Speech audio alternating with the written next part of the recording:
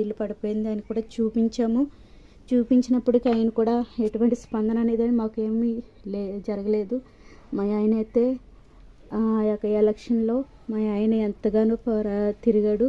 ఎందుకంటే నెమ్మర్లే గెలిపించాలి అనేసి ముసలి వాళ్ళని, లెగలేని ముసలి వాళ్ళని కూడా తీసుకొచ్చి ఓటేపించారు. నా భర్త అయితే అలాగే ఎంతగానో కష్టపడ్డారు.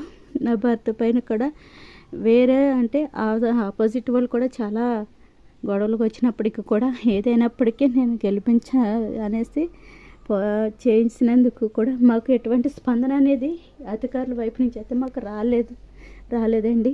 మేమైతే చాలా ఏడుస్తున్నాం. ఎందుకంటే 3 పిల్లలతో నేను ఈ ఇంట్లో పడుకొని ఉన్నాను. ప్రేయర్కి వెళ్ళామండి, పడుకోలేదు.